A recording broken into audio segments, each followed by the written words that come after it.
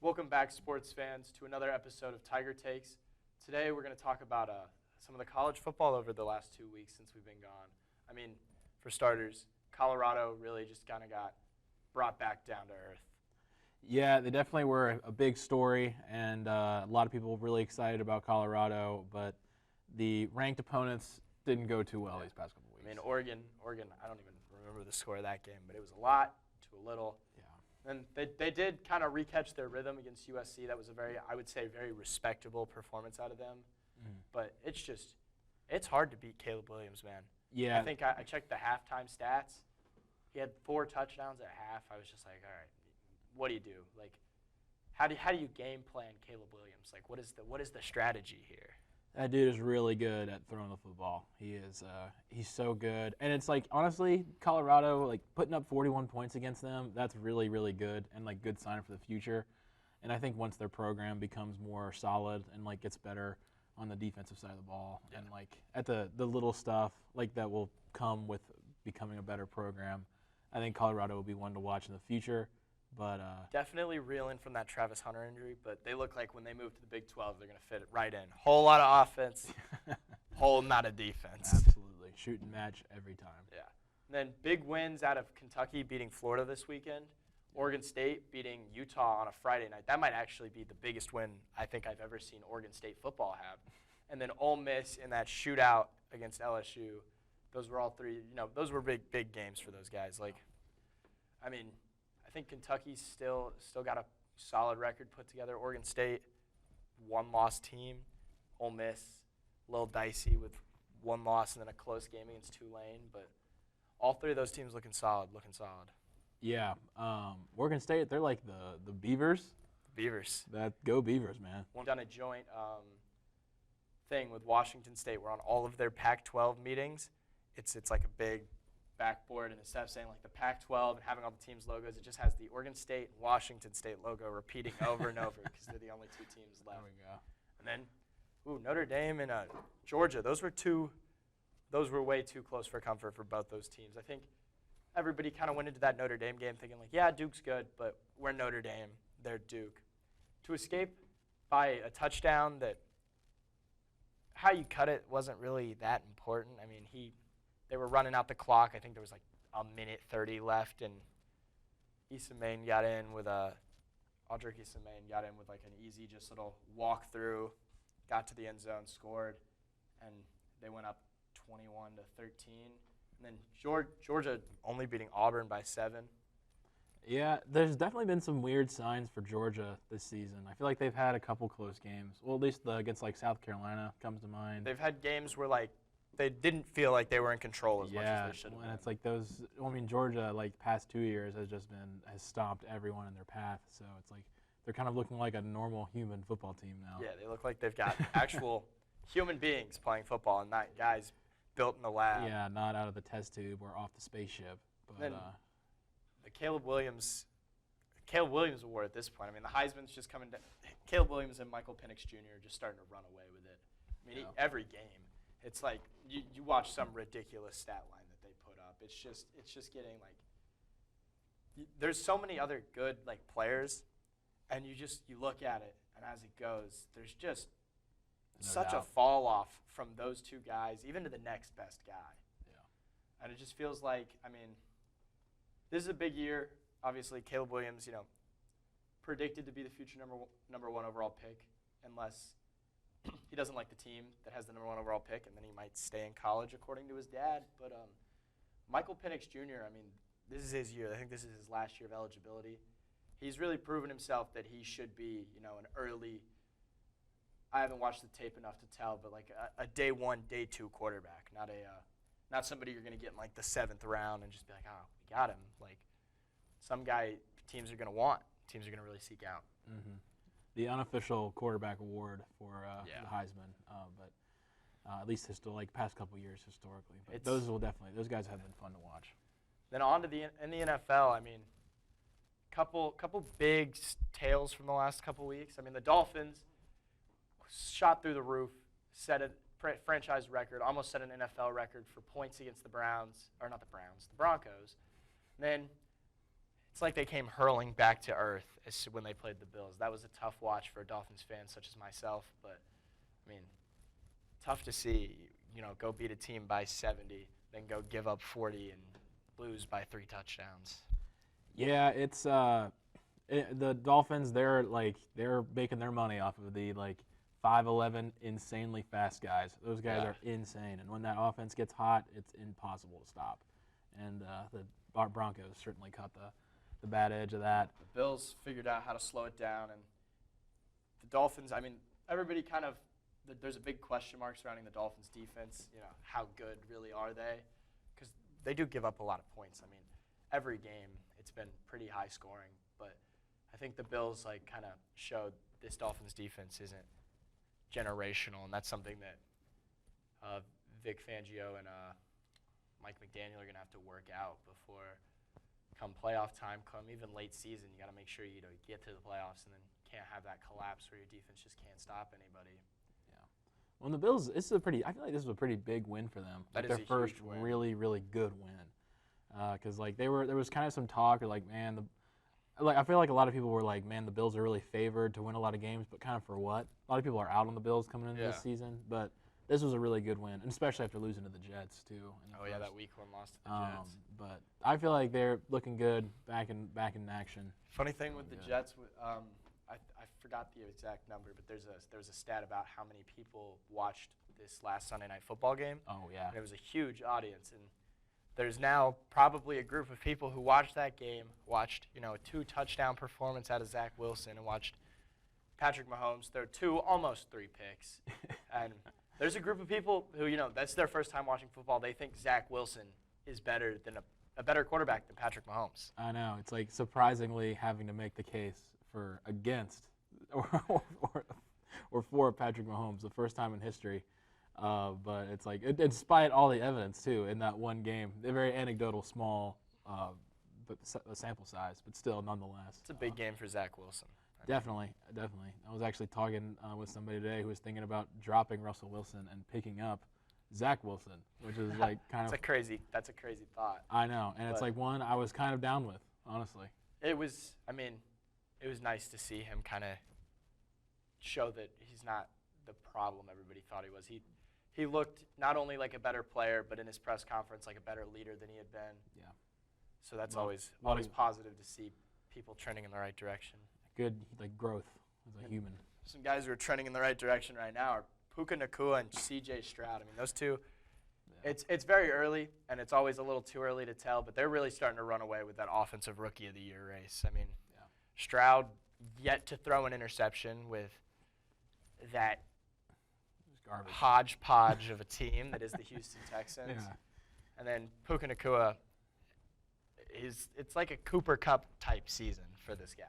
Insanity. He keeps having good games. It just keeps happening. It's man, that was a really good. He wasn't even a guy on my radar going into the season. I didn't know who he was. And then C.J. Stroud, I thought, had all the spellings of a bust. Ohio State quarterback, was limited in a couple statistical categories. Did horrible on his S2, which is the replacement of the Wonderlic test. Yeah. But I think he's really shown everybody that guy can throw the football, and it's fun to watch. Fun for my fantasy team watching Nico Collins score 37 points behind the arm of C.J. Stroud. Always great. Getting wins, just that's who would have thought. And that's a big testament to D'Amico Ryans too, taking over as a first-year head coach. And I think, obviously there's a few first-year head coaches who are in awful situations, with Jonathan Gannon with the Cardinals, Frank Reich, and then Shane Steichen.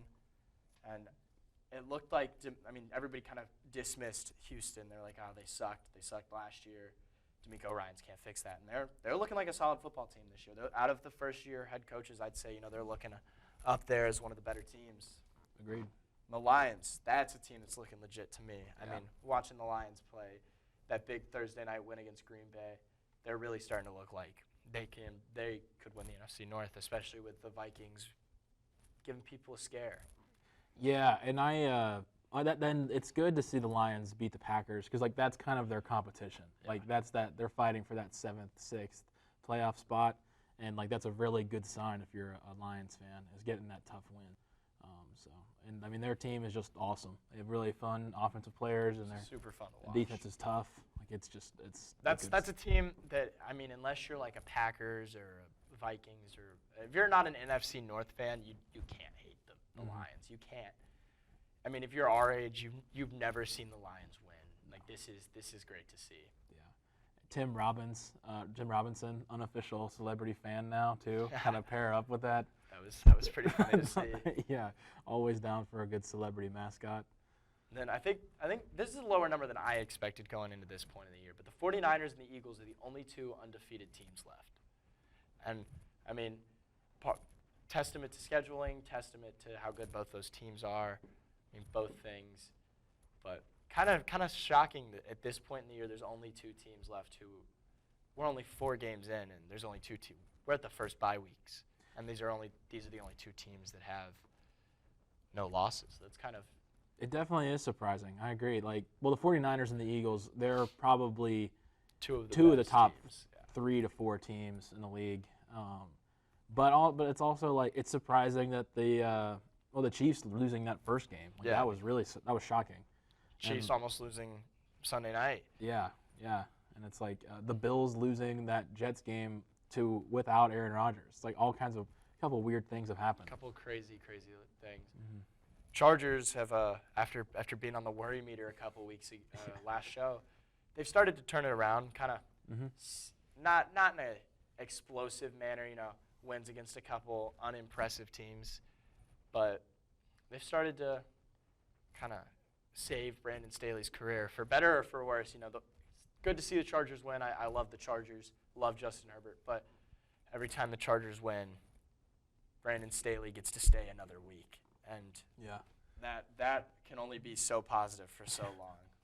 Yeah, it's.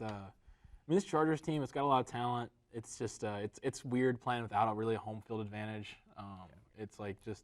They should have never left San Diego. That really killed their fan base. And it's just they always I feel like they always lose the close games. Always. It's just they never. I mean, I think when they beat the Vikings last week, exactly on that last minute pass breakup or interception, whatever it was, that was the only time I can remember in the last couple of years seeing them win a close game. They always lose by a touchdown or something in those mega shootouts. They tried to pull it again this week. They went up at half huge against the Raiders, let it come back, but they followed the trend. I actually saw a tweet about this. The trend of sealing games, not by running the clock out, by hitting some big 40-yard bomb, and that's the end of the game. I think Justin Herbert threw a nice 40, 50-yard pass to Josh Palmer, and that ended the game with 2 minutes left. Which, I mean, 5 years ago, you don't see a team try that. You don't see a team air out the ball like that. No. They're buying in on their defense and just running the ball. Yeah, Justin Fields, or not Justin Fields. I was gonna say Justin Fields very talented. I don't know. That's on the fence. Justin Herbert, very talented, such a strong arm. Such a fun guy to watch. Oh yeah, he lights it up. And I mean, in honor of the Chargers escaping the worry meter, I think we gotta go to the worry meter now. Yeah, of course, just to check in. Start with the Chicago Bears. You gotta take the good with the bad. The good, Justin Herbert played a good football game. He did 3 quarters, awesome. The bad. That fourth quarter. You give up a 28-7 lead to a team that just lost by 50, and you're at home. Yeah. And they go on and give the Broncos their first win of the season, and you just got to be scratching your head what is happening? Yeah. And with that whole Chase Claypool locker room issue that they're having with him, it's hard not to give them at least an 8. I'm giving them a full-blown hammer the 10. Yeah. Because I think their team is in such bad condition that if they're the first overall pick, Caleb Williams stays in college. Yeah, it's because he's making that NIL money. It's not money is keeping him. Yeah, I would agree with you, but I'd also like to say that the Bears can only be eligible for the worry meter for 2 more weeks before we just expect them to lose. Before it's just a full-blown meltdown, we know what's happening. Yeah, this is the last week that they could be like, all right, if we really start getting really, really hot, and Justin Fields really, really starts turning around, which he probably won't, but history, you never know though. Yeah. Still, he's a young guy. He has really good moments. Justin Fields, sometimes he'll look like the best player in the NFL, but most of the time it just is not the case. So, but we'll definitely Chicago right now is definitely like a 9-10 just for their franchise. And even for, like, especially if they continue to be bad, that number 1 overall pick, Caleb Williams, superstar franchise guy, it's not looking awesome. And I mean, this is the only other repeat guest from the last worry meter, but Cincinnati Bengals, They're a 10.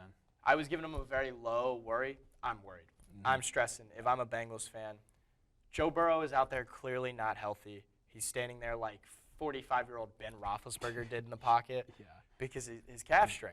Like that's something that he can't really like, and he can't. No matter which leg it is, it's affecting how he throws. Like there's all these problems with it, and it's just like, at what point do you sit down and let him heal? Unless he mystically recovers at their bye week next week, they're in for a long season. Yeah. So, I mean, if they don't pull him, that's a 10. I think if you sit him on the bench, he comes back, all that, maybe you're down to like a 7, but you're still like, I mean, Cincinnati looks bad. Yeah, they just can't score. Like their offense is just They stagnant. don't look anything like the team of the last couple of years.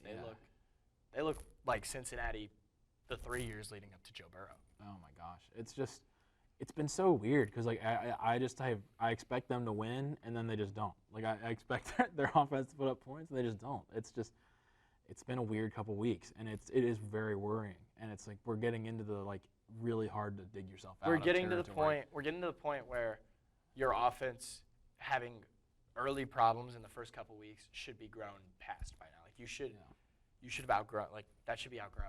Mm-hmm. I mean, we even watched it happen. Like the Broncos are steadily scoring more. The Bears are even doing it. So what's going on in Cincinnati? I mean, yeah, and it's just. And then T. Higgins going out with, I think he has a fractured rib. Yeah. So now you're down a guy who's your wide receiver 2, but could be a wide receiver 1 on a lot of teams. It's almost like you got to just let Burrow sit. Like he's already, one of his big weapons is already out. You might as well just wholesale reset. I agree with you. I think if you're a Cincinnati fan, especially like this is such a good window for them to be so good too. Like and like coming into this season, it's like coming off a really really deep playoff run. It's like you still got Jamar Chase and Joe Burrow on that rookie deal. Like you don't have to spend a ton of money on them.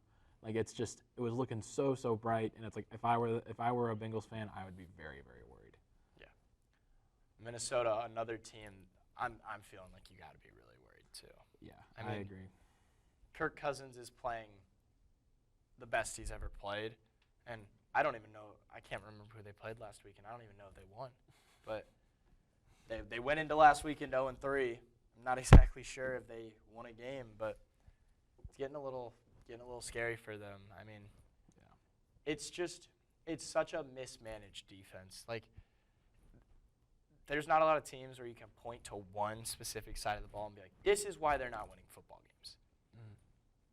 But when you look at the Vikings, you can point to their defense and say, this group of guys, this is why we are losing. Yeah. Something is wrong on the defensive side of the ball. Yeah. Well, you look at the Vikings offense, it's like they've got the best wide receiver in the league. They've got one of the best rookie wide receivers in Jordan Addison, I feel like. Yeah. I mean, the new Nightmare is like doing his job. And it's like even T.J. Hawkinson's been doing good. Hawkinson's good. Now you got Alexander Mattison and Cam Akers, who not the most impressive backfield, but still a solid group of running backs. And then Kirk Cousins, and it's like this should be a winning team. Yeah. Well, especially coming off of their record last year. And it seems like they've only won at most one game. Mm-hmm. The writing was on the wall like a little bit with their net rating. Last year they were like.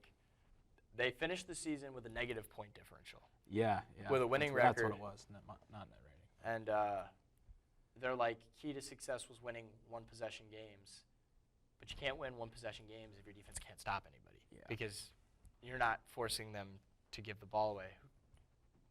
I'm remembering who they played, like, very, very briefly. They played the Panthers. I do think they won. Yeah. Because I remember Kirk Cousins throwing that, like, 100-yard pick six. Yeah, yeah. But, and then, so I'm giving them probably about an 8. Maybe a 7. I feel like they could still be in better condition than some of the other teams on this list, but definitely still scared about them. Yeah.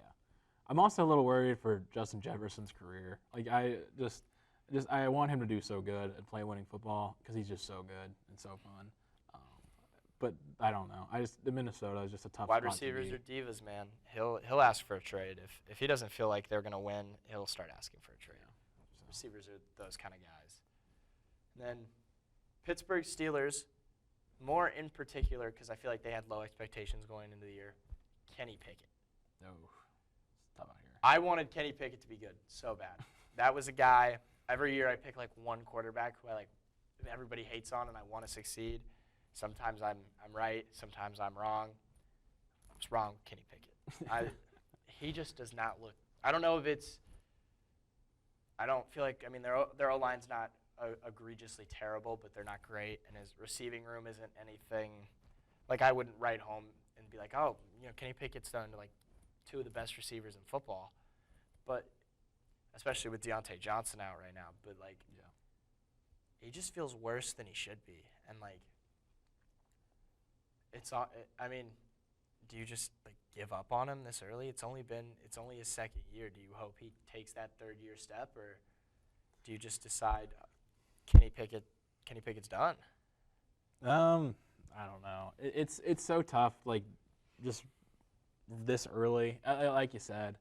But I don't know. I think it's just wait and see. Like maybe a couple more games, like because it is early in the season also as well. Yeah. But it's. I don't know. Pittsburgh, they aren't definitely not as formidable as they usually are. And like when the Steelers, like when I see them like playing someone, it's like, oh, this will be like a tough game. That is not. It just hasn't been the case. Yeah. And then the number one team, save the best for last. I'd be if I was in a household of this fan base, I'd be hammering the alarm. The New York Football Giants are awful. I saw a post on Instagram. I saw it today, but it was posted before the game last night. The Giants were second to last in the NFL in point differential, playing one less game than every other team. Now, obviously, that has been extended because they lost their last place because they lost by like 24. Mm-hmm. But they look bad in all departments. Daniel Jones was sacked 11 times last night. How do you let a quarterback get sacked 11 times? That's nuts. In one football game. Some teams don't even always get 11 drives. That means they're giving up probably more than a sack a drive. Yeah, that's really tough. I mean, he doesn't look good. Their receivers don't look good. Saquon's hurt. Their defense doesn't look good. Their O-line doesn't look good. It's like anything they had going for them last year. And people are starting to call Brian Daboll out as maybe not being as great a coach as they thought he was going to be. And it feels like everything they had building last year has just fallen to ashes in Brian Daboll's hands. Yeah, well, I saw a analysis of the Giants and their stuff, and it's like the change made last year seemed to be that they would just get Daniel Jones moving more and like have him do some more run-based plays, and now the defenses everybody just knows that's what they do. It's like everybody kind of figured it out. And then they've also they drafted a deep ball threat. They drafted Jalen Hyatt, who's he's a speedy, get open deep down the field. They just refuse to throw the ball down the field. So nobody respects that he's a good deep threat because Daniel Jones has 0.2 seconds to figure out if he can even throw the football before he gets hit. Yeah. So it's tough. I mean, I don't know if you've ever seen compilations of Evan Neal trying to block. I haven't actually. So he's the right tackle. The left tackle, Andrew Thomas, is really good. Mm-hmm. And watching Evan Neal, he blocked Darren Waller last night. Oh. His own tight end. He blocked his own tight end. That's a tough look. He also, it's just like watching him try to block people. It's like playing. It's like if you played family football, right, with an offensive and defensive line, and your sixth grade cousin is going up against you at defensive. You're at D line. He's at O line. He's just getting he looks like a boy amongst men. Oh no. Shout out to that guy. Tough sledding. And then in that Giants game, we saw a big breakout from Devin Witherspoon. I mean, his stat line was pretty impressive to me. He has 7 tackles, 2 sacks, a pick six that was like a 97-yard pick six, and 4 quarterback pressures. I think you got to be happy about it if you're a Seahawks fan. I know a lot of people weren't super sold when they drafted him up at 4, 5, somewhere in that range, really early. Yeah. But I think if this game is any of a sign to tell, they're going to be good. Yeah, I would agree with that. I think that's good stuff. And then they got Tariq Woolen, too. It's a very scary cornerback duo that really didn't cost them a lot of money. Yeah. I mean, a 6th-round draft pick and a 1st-round draft pick that are just being monsters. Anytime you can really utilize those rookie contracts, that just makes everything so much easier. Yeah. And then the MLB playoffs, that started today. Couple games on right now, actually. I saw that when I was writing this piece down. But Rangers playing the Rays and Blue Jays playing the Twins for the AL wildcard games. Then the Diamondbacks versus the Brewers and the Marlins versus the Phillies for the National League. And then got the Dodgers, the Braves, the Orioles, which is great to see the Orioles do this. I think that's awesome. And then the Astros all get their byes. And big news in your department with the NBA. Big time. We're finally free of the Damian Lillard trade rumors. Oh, my God. So glad we're over with that. That was, oh, my gosh. That was one of the most annoying times to be on Twitter was Damian Lillard wants this trade. And you're like, that's cool. When are they going to do it? But, I mean, big trade. Yeah.